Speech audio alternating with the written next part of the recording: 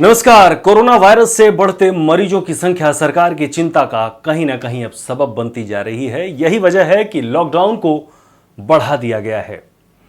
एक लॉकडाउन और लॉकडाउन 5.0 सरकार ने 1 महीने तक के लिए लॉकडाउन को बढ़ा दिया, यानी कि 1 जून से 30 जून तक।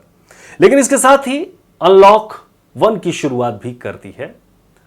लॉकडाउन 5.0 के लिए सरकार की ओर से जो गाइडलाइन जारी की गई है उसके मुताबिक आने वाले दिनों में लॉकडाउन से 3 चरणों में धीरे धीरे ढील भी दी जाएगी।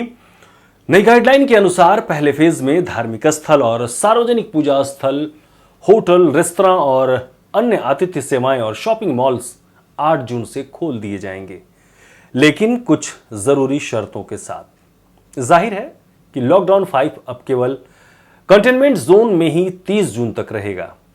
अब ऐसे में चलिए जानते हैं कि कैसे मिलेगी जनता को चरणबद्ध राहतें। अगर फेज 1 की बात करें तो इसमें 8 जून से के बाद से ही धार्मिक स्थल, इबादत की जगहें, होटल, रेस्टोरेंट, हॉस्पिटैलिटी से जुड़ी सेवाएं, शॉपिंग मॉल्स खोले जाएंगे। वहीं दूसरे फेज की अगर बात करें तो स्कूल, कॉलेज, एजुकेशन, ट्रेनिंग और कोचिंग इंस्टीट्यूट खुल सकेंगे, लेकिन इनके बारे में राज्य सरकारों से सलाह लेने के बाद ही कोई फैसला लिया जाएगा।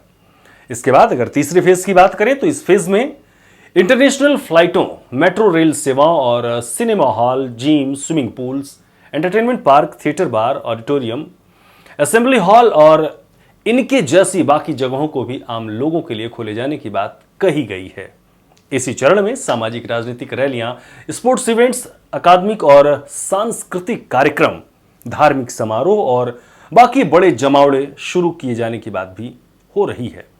हालांकि इन्हें शुरू करने का फैसला हालात का जायजा लेने के बाद ही होगा।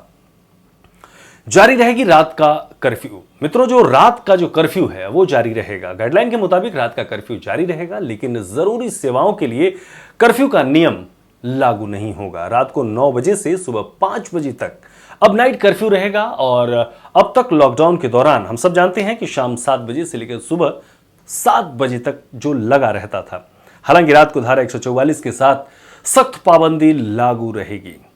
राज्यों में आवाजाही की छूट, एक से दूसरे राज्य में आने जाने का प्रतिबंध पूरी तरह से हटा लिया गया है। और इतना ही नहीं, राज्य में भी लोग एक जिले से दूसरे जिले में जा सकेंगे। हालांकि इसके लिए उन्हें सोशल डिस्टेंसिंग का पालन करना होगा।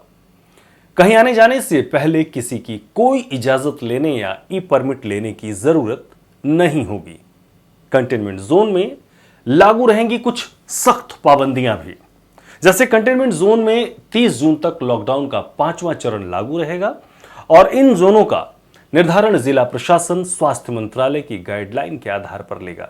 कंटेनमेंट जोन में केवल बेहद जरूरी गतिविधियों की ही अनुमति होगी, जैसे मेडिकल इमरजेंसी सेवा और आवश्यक आपूर्ति को छोड़कर इन इलाकों में लोगों की आवाजाही पर रोक रहेगी।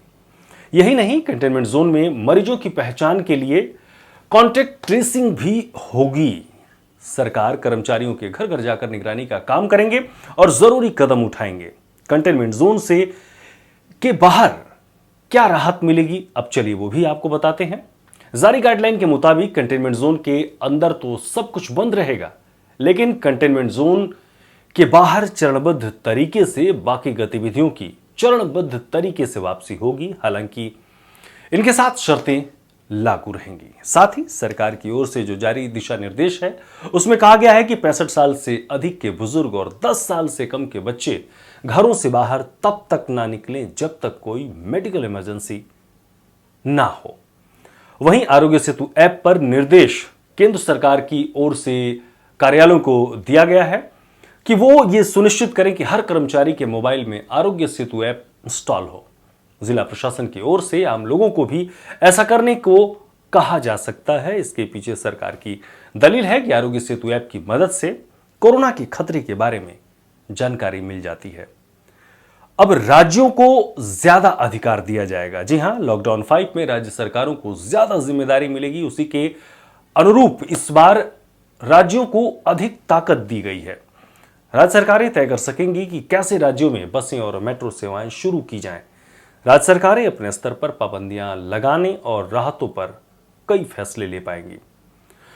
राज्य सरकारें निर्धारित करेंगी अब बफर जोन।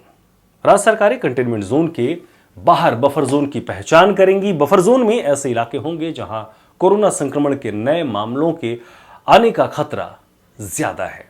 बफर जोन के अंदर भी पाबंदियां जारी रखी जा सकती हैं। राज्य सरकारें कंटेनमेंट जोन के बाहर कुछ गतिविधियों को प्रतिबंधित कर सकती हैं, जबकि कुछ पर प्रतिबंधों को लागू भी कर सकती हैं। अब आपको बताते चलें कि कोरोना की रोकथाम के लिए प्रधानमंत्री नरेंद्र मोदी ने पहली बार 24 मार्च को 21 दिन का लॉकडाउन की घोषणा की थी। फिर इसे पहले 3 मई तक और फिर 17 मई तक और बाद में 31 मई तक बढ़ा दिया गया था। दोस्तों, घर में रहें, सुरक्षित रहें और बहुत जरूरी हो तभी घर से बाहर निकलें। नमस्कार।